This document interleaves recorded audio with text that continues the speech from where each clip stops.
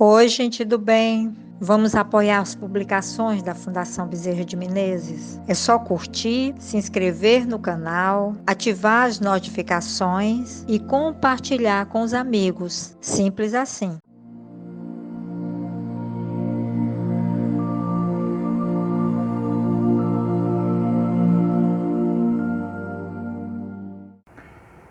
Meus amigos, boa noite.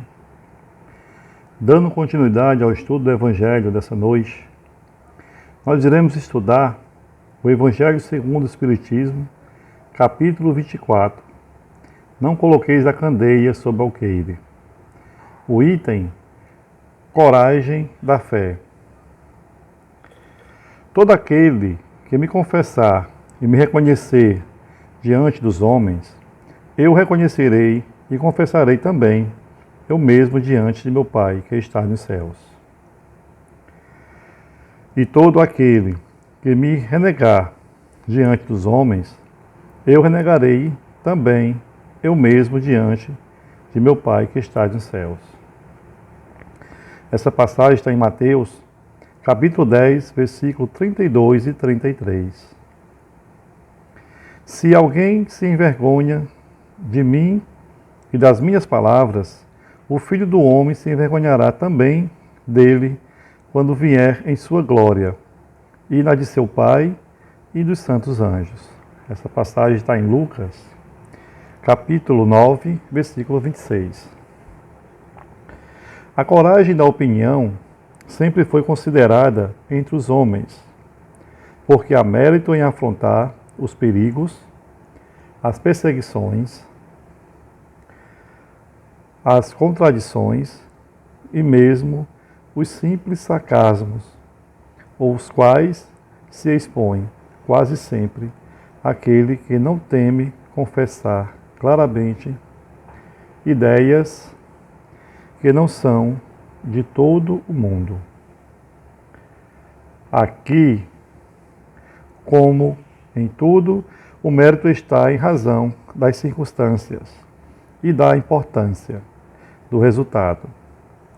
Há sempre fraqueza em recuar diante das consequências da opinião e em renegá-la, mas há casos de uma covardia tão grande quanto a de fugir do momento do combate. Jesus assinala essa covardia do ponto de vista especial da sua doutrina, dizendo que se alguém se envergonha das suas palavras, ele se envergonhará também dele, que renegará aquele que o tiver renegado, que aquele que o confessar diante dos homens, o reconhecerá diante de seu Pai que está nos céus. Em outros termos, aqueles que tiverem medo de se confessarem discípulos da verdade, não são dignos de serem admitidos no reino da verdade. Perderão os benefícios de sua fé, porque é uma fé egoísta, que guardam para si mesmos, mas que escondem com medo que lhes cause prejuízo neste mundo. Enquanto que, colocando a verdade acima de seus interesses materiais, aqueles que a proclamam abertamente trabalham ao mesmo tempo para o seu futuro e dos outros. Assim o será com os adeptos do Espiritismo, uma vez que a sua doutrina, não sendo outra senão o desenvolvimento e a aplicação da do Evangelho. E a eles também que se dirigem às palavras do Cristo. Semeiam na terra o que colherão na vida espiritual. Lá colherão os frutos de sua coragem ou de sua fraqueza. Agora vamos para a segunda parte, que são os comentários do estudo de hoje. Após a morte do Cristo, muitas pessoas foram perseguidas e até mortas por propagar o cristianismo. Começamos pelos apóstolos, alguns tiveram a vida ceifada por conta do cristianismo. O primeiro deles foi o Tiago Maior. Ele foi decapitado em Jerusalém pouco mais de 10 anos após a morte do mestre. Na mesma ocasião em que Pedro foi preso. Pedro ainda continuou a sua missão por mais 35 anos depois que Jesus morreu. Sua morte se assemelhou com a de seu mestre, na forma como aconteceu. Diz a tradição que ele foi morto crucificado em Roma, porém teria pedido para ficar de cabeça para baixo, para não se assemelhar ao seu mestre. Com relação a Tiago Menor, há 2 relatos das causas de sua morte. O primeiro diz que ele foi crucificado, assim como Jesus, no Egito, no ano de 64 depois do Cristo. A outra hipótese é que ele teria sido apedrejado até a morte a mando de Ananias. Quero destacar aqui, em relação a Paulo de Tarso, que foi decapitado em Roma durante o reinado do imperador Nero, em meados dos anos 60. Os exemplos que eu trouxe aqui para nosso estudo é para que possamos observar que desde sempre os cristãos foram perseguidos desde o início da vida de Jesus. Todos esses exemplos aconteceram logo após a morte do Cristo, no primeiro século depois de Cristo. Mas não pararam por aí. Ainda tivemos muitos outros incidentes que mataram muitos propagadores do cristianismo. Não podemos deixar de citar aqui as cruzadas que ocorreram no período de 1095 a 1291 depois de Cristo. A Santa Inquisição, que aconteceu entre os anos de 1542 a 1975 depois de Cristo.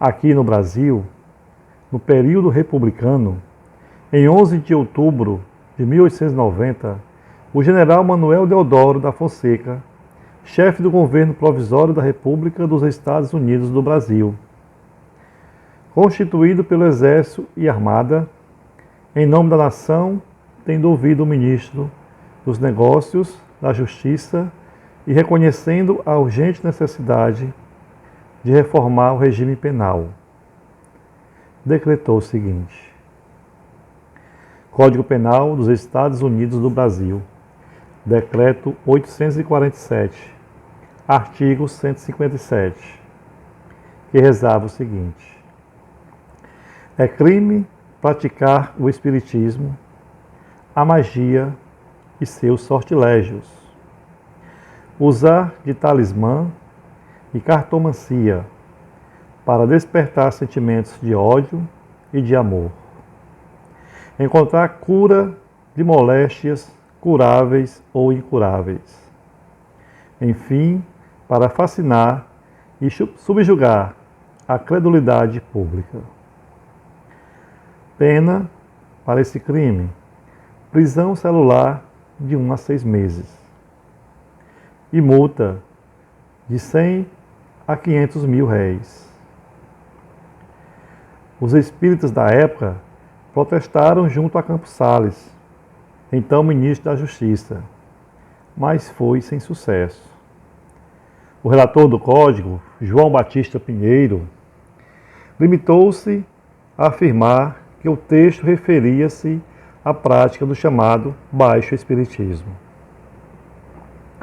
Em 22 de dezembro de 1890, Bezerra de Menezes, enquanto presidente do Centro da União Espírita do Brasil, oficiou ao presidente da República, Marechal Deodoro da Fonseca, acerca do novo Código Penal. Preocupado com possíveis focos de resistência ao regime, o governo autorizou a polícia a invadir reuniões e residências à procura de opositores. Com consequência, em 1891, na cidade do Rio de Janeiro, vários espíritas chegaram a ser detidos, perseguidos e proibidos de se reunir os poucos centros espíritas existentes. Nessa época, meus irmãos, todas as casas espíritas, as poucas que existiam, foram fechadas.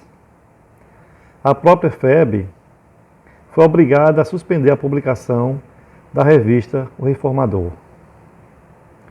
Foi nesse contexto que Bezerra de Menezes fundou o Grupo Espírita Regeneração, em 18 de fevereiro de 1891, a Casa dos Benefícios.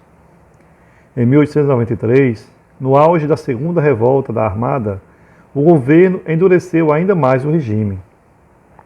Os espíritas apresentaram um novo protesto ao Congresso Nacional contra o Código Penal, mais uma vez em vão, que a Comissão Provisória do Código não atendeu às reivindicações. O Reformador deixou de circular no último trimestre daquele ano.